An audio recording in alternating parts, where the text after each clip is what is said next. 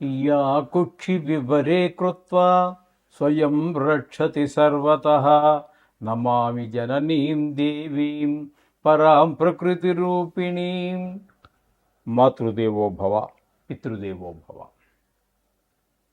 ఇప్పుడు మనము ఫిబ్రవరి నెల 16వ తారీఖు నుంచి 28వ తారీఖు వరకు 2026వ సంవత్సరం గోచార ఫలితాలు, పక్ష ఫలితాలు. మిథున రాశి వారికి ఫిబ్రవరి నెల 2026 సంవత్సరంలో 16వ తారీఖు నుండి 28వ తారీఖు వరకు గోచార ఫలితాలు ఏ విధంగా ఉన్నాయి అనేది మనం సశాస్త్రీయంగా తెలుసుకునేటువంటి ప్రయత్నం చేద్దాము. ఇక్కడ మిథున రాశి వారికి జన్మంలోనే గురువు యొక్క సంచారం జరుగుతున్నది. అయితే ఇది వక్రగతిలో ఉన్నది. దీని గురించి మనం చాలాసార్లు చెప్పుకోవడం జరిగింది. మిగతా గ్రహాలు వక్రగతిలో ఉన్నప్పుడు ఇచ్చేటటువంటి ఫలితాలు వేరుగా ఉంటాయి. గురువు గురించి కొంచెం కాంట్రవర్సీ, అంటే మనకి ఈ శాస్త్రాన్ని అందించిన వారి మధ్యనే విభిన్న అభిప్రాయాలు ఉన్నాయి. కొంచెం పవర్ తగ్గుతుంది కానీ అవి ఫలితాలు అని చెప్పి కొంతమంది, లేదు వెనక స్థాన ఫలితాలు అని కొంతమంది చెప్పుకుంటున్నారు. కానీ ఇక్కడ మనము యథాతథంగా ఏ స్థానంలో, అంటే మిథున రాశిలో ఉన్నారు కాబట్టి మిథున రాశిలో జన్మంలోనే ఫలితం ఏ విధంగా ఉంటుందో మనం చెప్పుకోబోతున్నాము. జన్మంలో గురువు యొక్క సంచారము శుభప్రదమైన ఫలితములను ఇవ్వజాలదు. అక్కడ మనకి కొంచెం దుష్ట ఆలోచనలు రావటం, దుష్ట ప్రవర్తన వైపు ఇదివరకు ఏమైనా మనకు అలవాటు ఉన్నా అటువైపు ఎక్కువ లాగేటటువంటి ప్రయత్నం ఆ గురు భగవానుడు చేస్తూ ఉంటాడనమాట.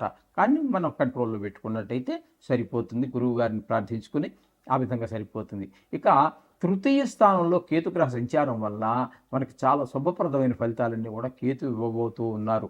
ఏ విధమైన ఫలితాలు ఇస్తారు అన్నట్టయితే అందరి యొక్క సహకారం, డబ్బులు అవసరం, మీకు ఎవరి దగ్గర డబ్బులు అవసరం, ఏదో పనిగా మీరు మిత్రులను అడిగారో వాళ్ళనే ఇస్తారు, బ్యాంకుకి వెళ్ళారో వాళ్ళనే ఇస్తారు. ఎవరు కావాలన్నా వాళ్ళు మీకు ధన రూపేనే కావచ్చు, మాట రూపేనే కావచ్చు, మనసా వాచ కర్మ ఏది కావాలన్నా కూడా అందరూ కొన్ని సందర్భాల్లో మనకి ముక్కు మొహం తెలియని వాళ్ళు కూడా మన అవసరానికి అడ్డుపడతారు, సహాయపడతారు.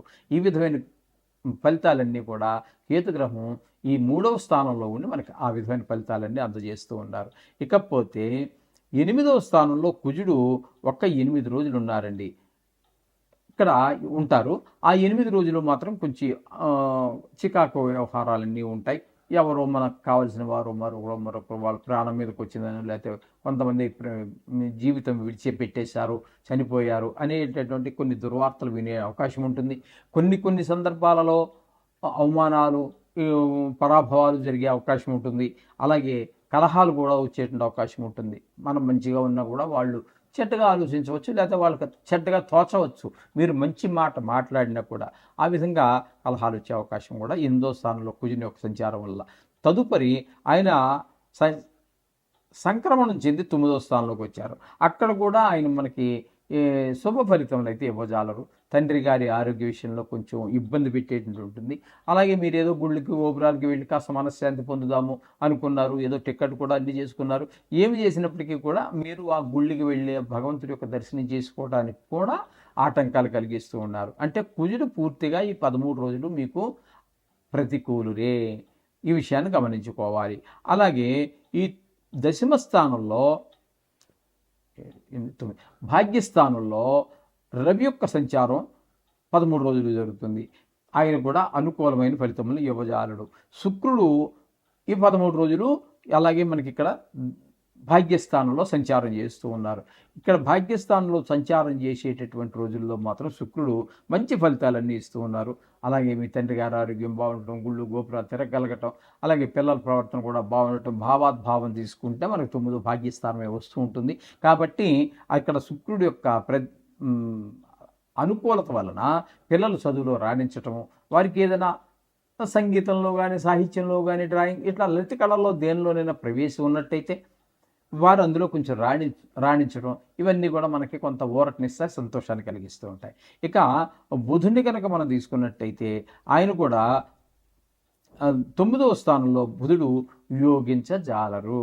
కాబట్టి ఆయన ఇక్కడ చేసేటటువంటి పని ఏంటంటే, అలాగే తండ్రి గారి ఆరోగ్యం బాగుపోవటం, ఏదో గుళ్ళకి గోపురి దేవుడు దర్శనం చేసుకుని దేవుని మొక్కుకుని కాస్త మనశ్శాంతి పొందుదాము అనుకుంటే దానికి అట్లా ఆయన కూడా కొంచెం ఇబ్బంది కలిగించేటట్టు దర్శనం అవ్వదు.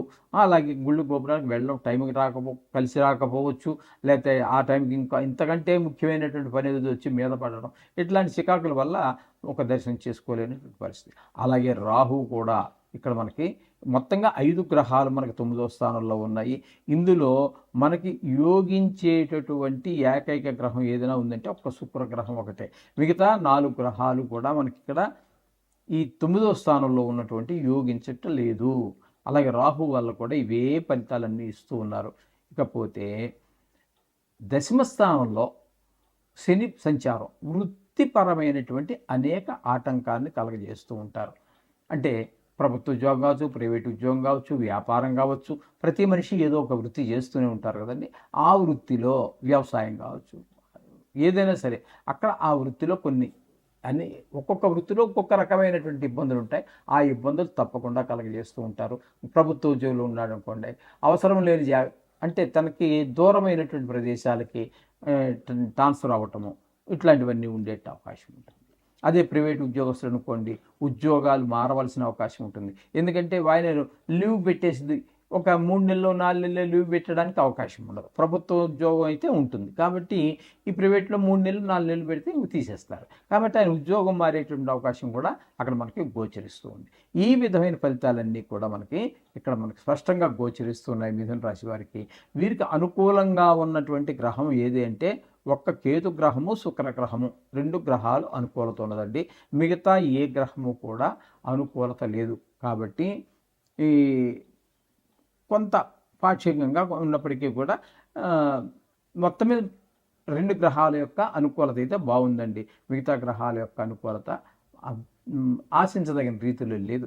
కాబట్టి మిగతా గ్రహాలు ప్రతికూలంగా ఉన్నా మీరేమి కంగారు పడద్దండి. ఇది కేవలం 13 రోజులు మాత్రమే, అది కూడా గోచారం మాత్రమే. కాబట్టి మీరు ఏమీ కంగారు పడక్కర్లేదు. ఈ 13 రోజులు మీరు శుభ్రంగా నవగ్రహాలు ఎలాగ చదువుకుంటున్నారు కదా, మనం 2.5 సంవత్సరాలుగా నేను ఏకధాటిగా చెబుతూనే ఉన్నాను, నవగ్రహాలు చదువుకోండి అయ్యా, 2 నిమిషాలు సరిపోతుంది, అది మిమ్మల్ని కాపాడుతూ ఉంటుంది. మిమ్మల్ని మనకి ఇక్కడ రాసిన రాతను ఇంప్లిమెంట్ చేసేటటువంటి వాళ్ళు నవగ్రహాలే అని చెబుతూనే ఉన్నాను.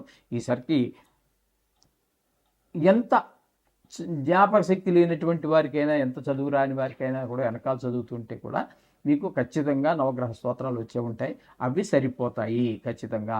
అవి 13 రోజులే కాబట్టి ఆ తర్వాత అంతా మళ్ళీ వచ్చే వారంలో ఎలా ఉంటుంది గ్రహచారం అనేది తర్వాత చూద్దాం. ఇప్పటి వరకు ఇది చేసుకోండి, ఈ నవగ్రహాలు చేసుకోండి. చేసుకోవటం ద్వారా కొంతవరకు మనం లబ్ధి పొందేటటువంటి శుభ పరిణామాలు వచ్చేటువంటి అవకాశం ఉంది. శుభం పోయా. మీరు ఆ గుళ్ళకి వెళ్ళి భగవంతుడి యొక్క దర్శనం చేసుకోవడానికి కూడా ఆటంకాలు కలిగిస్తూ ఉన్నారు. అంటే కుజుడు పూర్తిగా ఈ 13 రోజులు మీకు ప్రతికూలురే. ఈ విషయాన్ని గమనించుకోవాలి. అలాగే ఈ దశమ స్థానంలో భాగ్యస్థానంలో రవి యొక్క సంచారం 13 రోజులు జరుగుతుంది. ఆయన కూడా అనుకూలమైన ఫలితములు ఇవ్వజాలడు. శుక్రుడు ఈ 13 రోజులు అలాగే మనకి ఇక్కడ భాగ్యస్థానంలో సంచారం చేస్తూ ఉన్నారు.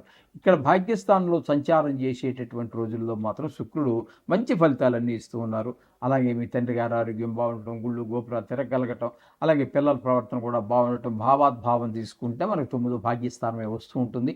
కాబట్టి అక్కడ శుక్రుడు యొక్క అనుకూలత వలన పిల్లలు చదువులో రాణించటం, వారికి ఏదైనా సంగీతంలో కానీ, సాహిత్యంలో కానీ, డ్రాయింగ్ ఇట్లా లలిత కళల్లో దేనిలోనైనా ప్రవేశం ఉన్నట్టయితే వారు అందులో కొంచెం రాణించడం, ఇవన్నీ కూడా మనకి కొంత ఊరటనిస్తాయి, సంతోషాన్ని కలిగిస్తూ ఉంటాయి. ఇక బుధుడిని కనుక మనం తీసుకున్నట్టయితే ఆయన కూడా 9వ స్థానంలో బుధుడు యోగించజాలరు. కాబట్టి ఆయన ఇక్కడ చేసేటటువంటి పని ఏంటంటే అలాగే తండ్రి గారి ఆరోగ్యం బాగుపోవటం, ఏదో గుళ్ళ గోపురి దేవుడు దర్శనం చేసుకుని దేవుని మొక్కుకుని కాస్త మనశ్శాంతి పొందుదాము అనుకుంటే దానికి అట్లా ఆయన కూడా కొంచెం ఇబ్బంది కలిగించేటట్టు దర్శనం అవ్వదు.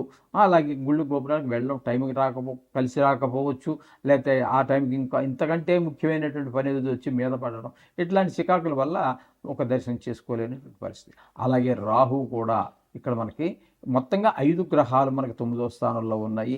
ఇందులో మనకి యోగించేటటువంటి ఏకైక గ్రహం ఏదైనా ఉందంటే ఒక్క శుక్రగ్రహం ఒకటే. మిగతా 4 గ్రహాలు కూడా మనకి ఇక్కడ ఈ 9వ స్థానంలో ఉన్నటువంటి యోగించటం లేదు. అలాగే రాహు వల్ల కూడా ఇవే ఫలితాలన్నీ ఇస్తూ ఉన్నారు. ఇకపోతే దశమ స్థానంలో శని సంచారం వృత్తిపరమైనటువంటి అనేక ఆటంకాన్ని కలగజేస్తూ ఉంటారు. అంటే ప్రభుత్వ ఉద్యోగం కావచ్చు, ప్రైవేట్ ఉద్యోగం కావచ్చు, వ్యాపారం కావచ్చు, ప్రతి మనిషి ఏదో ఒక వృత్తి చేస్తూనే ఉంటారు కదండి. ఆ వృత్తిలో వ్యవసాయం కావచ్చు, ఏదైనా సరే అక్కడ ఆ వృత్తిలో కొన్ని అన్ని ఒక్కొక్క వృత్తిలో ఒక్కొక్క రకమైనటువంటి ఇబ్బందులు ఉంటాయి. ఆ ఇబ్బందులు తప్పకుండా కలగజేస్తూ ఉంటారు. ప్రభుత్వ ఉద్యోగులు ఉన్నాడు అనుకోండి, అవసరం లేని అంటే తనకి దూరమైనటువంటి ప్రదేశాలకి ట్రాన్స్ఫర్ అవ్వటము ఇట్లాంటివన్నీ ఉండే అవకాశం ఉంటుంది. అదే ప్రైవేట్ ఉద్యోగస్తులు అనుకోండి, ఉద్యోగాలు మారవలసిన అవకాశం ఉంటుంది. ఎందుకంటే ఆయన లీవ్ పెట్టేసి ఒక 3 నెలలు 4 నెలలు లీవ్ పెట్టడానికి అవకాశం ఉండదు. ప్రభుత్వ ఉద్యోగం అయితే ఉంటుంది. కాబట్టి ఈ ప్రైవేట్లో 3 నెలలు 4 నెలలు పెడితే ఇవి తీసేస్తారు. కాబట్టి ఆయన ఉద్యోగం మారేటువంటి అవకాశం కూడా అక్కడ మనకి గోచరిస్తూ ఉంది. ఈ విధమైన ఫలితాలన్నీ కూడా ఇక్కడ మనకి స్పష్టంగా గోచరిస్తున్నాయి మిథున రాశి వారికి. వీరికి అనుకూలంగా ఉన్నటువంటి గ్రహం ఏది అంటే ఒక్క కేతు గ్రహము, శుక్ర గ్రహము, 2 గ్రహాలు అనుకూలత ఉన్నదండి. మిగతా ఏ గ్రహము కూడా అనుకూలత లేదు. కాబట్టి ఈ కొంత పాక్షికంగా ఉన్నప్పటికీ కూడా మొత్తం మీద 2 గ్రహాల యొక్క అనుకూలత అయితే బాగుందండి. మిగతా గ్రహాల యొక్క అనుకూలత ఆశించదగిన రీతిలో లేదు. కాబట్టి మిగతా గ్రహాలు ప్రతికూలంగా ఉన్నా మీరేమి కంగారు పడద్దండి. ఇది కేవలం 13 రోజులు మాత్రమే, అది కూడా గోచారం మాత్రమే. కాబట్టి మీరు ఏమీ కంగారు పడక్కర్లేదు. ఈ 13 రోజులు మీరు శుభ్రంగా నవగ్రహాలు ఎలాగ చదువుకుంటున్నారు కదా, మనం 2.5 సంవత్సరాలుగా నేను ఏకధాటిగా చెబుతూనే ఉన్నాను, నవగ్రహాలు చదువుకోండి అయ్యా, 2 నిమిషాలు సరిపోతుంది, అది మిమ్మల్ని కాపాడుతూ ఉంటుంది. మిమ్మల్ని మనకి ఇక్కడ రాసిన రాతను ఇంప్లిమెంట్ చేసేటటువంటి వాళ్ళు నవగ్రహాలే అని చెబుతూనే ఉన్నాను. ఈసరికి ఎంత జ్ఞాపక శక్తి లేనటువంటి వారికైనా, ఎంత చదువు రాని వారికైనా కూడా వెనకాల చదువుతుంటే కూడా మీకు ఖచ్చితంగా నవగ్రహ స్తోత్రాలు వచ్చే ఉంటాయి. అవి సరిపోతాయి ఖచ్చితంగా. అవి 13 రోజులే కాబట్టి ఆ తర్వాత అంతా మళ్ళీ వచ్చే వారంలో ఎలా ఉంటుంది గ్రహచారం అనేది తర్వాత చూద్దాం. ఇప్పటి వరకు ఇది చేసుకోండి, ఈ నవగ్రహాలు చేసుకోవటం ద్వారా కొంతవరకు మనం లబ్ధి పొందేటటువంటి శుభ పరిణామాలు వచ్చేటువంటి అవకాశం ఉంది. శుభం భూయ.